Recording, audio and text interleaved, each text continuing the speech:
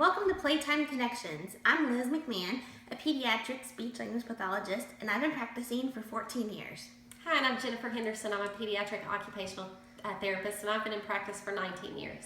And today we're going to talk about the Playwright Crack and Chirp egg toy.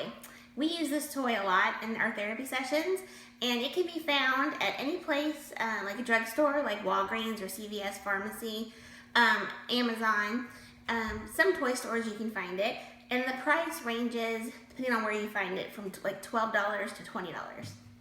And you might get it in a cardboard box. Some places you'll find it in a cardboard box. The other ones you'll get it just in this plastic carton, but it's a hard plastic. And then let me show you on the bottom. This is one of the best features. There's different shapes: cross, heart, star, triangle, circle, and square. And then it comes with 6 different eggs, and then inside reveals a cute little baby bird, baby chick, and there's little faces on the outside of the egg, as well as matching on the corresponding birds, and there's different colors on all the birds. We can open those up. And then on the bottom of the birds are the shapes that match to the corresponding shape in the carton. So let's look at some of the speech and language features of these toys. Great. So this is a great toy for working on basic concepts. The nice outside case, they have to work on open and close. Also, they have to ask sometimes for help to open it, so it's great for asking for help as well. Inside, you can work on taking the chickens out and putting them in. You can work on pushing and poking the chickens to make a great P sound for peep too, which is great. And then putting the eggs tops on and taking them off. So there's lots of concepts you can work on, lots of P sounds you can work on with this toy. And another thing is identifying and naming colors. Because they come in such great colors, great primary colors, you can work on, first do one at a time and say, like, this is blue, and put the blue chicken in. And then you can hold up 2 and have them get blue and see if they can identify which one is blue. And then as they get older, you can work on, look, what color do you have? Or I have, and have them say blue. So it's great for identifying and naming colors as well. Each chicken and egg has different facial expressions. So as the child gets older, you can have them work on matching the facial expression to the right chicken, which is good. And sometimes I've even had them talk about, how that chicken feels and maybe make a little story. So it works on some social pragmatic skills, relating feelings, and like, this one looks sleepy. I wonder why. Maybe he stayed up late last night. Things like that. Another thing is the shapes on the bottom. So you can work on matching and naming the shapes. And sometimes for the kids with some visual impairments, they may have a hard time finding those shapes because it's a little hard to see. But the chicken will only fit in the right shape.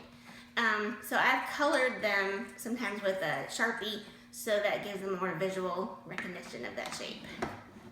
So I think that covers it. How about some motor skills? Let me tell you about some great things that you can work on with this skill, with the fine motor skills. This is an excellent toy to practice what we call bilateral coordination or two-handed coordination. Two-handed coordination is very important for buttoning and for getting dressed, for cutting with scissors, and even for handwriting. So this is a great early toy to practice those two-handed skills, working on taking the tops off and putting the tops back on and having to kind of turn a little bit to get the tops back on. That's the easier part of this activity. And then the most challenging part of the two-handed skills with this activity, with the fine motor skills, is having to turn the egg and put it correctly into the bottom of the container, because like you were saying, it only fits into one certain hole.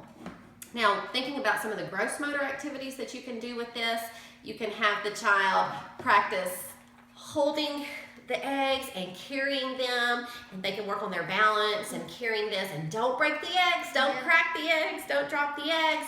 Then once they've gotten really good at their walking balance and with their trunk or their core strength, they can carry this and pick up the eggs off the floor and then practice putting them into the container without dropping any of their eggs on the floor. So that's a very fun way to practice that skill. And then you can even do some sensory activities with these eggs. They give nice auditory feedback when you press them either with one finger or with the whole hand. And that's what we call a heavy work activity. It kind of prepares our joints, it warms our joints up. It can help us to pay attention for fine motor work or for handwriting, for things like that. We call it heavy work. So you can practice some heavy work, you can practice some auditory input using the whole hand, using just one finger. You can also, since these have the nice shapes on the bottom, you can push these into media such as Play-Doh, such as clay, and practice making those little shapes into those types of substances. That's great. So you can even use these as sensory types of toys as well. That's great. Great. Well, we like this toy a lot. Another thing around Easter time, this would be great to do an egg hunt in the house.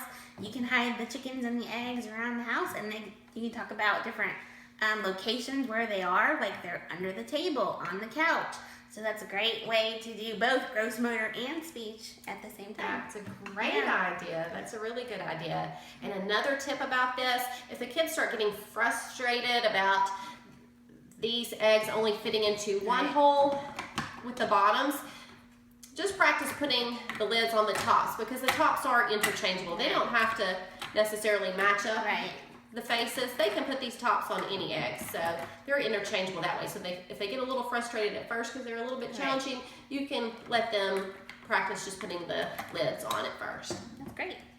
Okay, well, thank you so much for joining us today. Don't forget to like and subscribe to our channel. And look for us on Facebook. We even have a Playtime Connections Facebook page, so like that, and stay tuned for our next video. Thank you for watching. Thanks.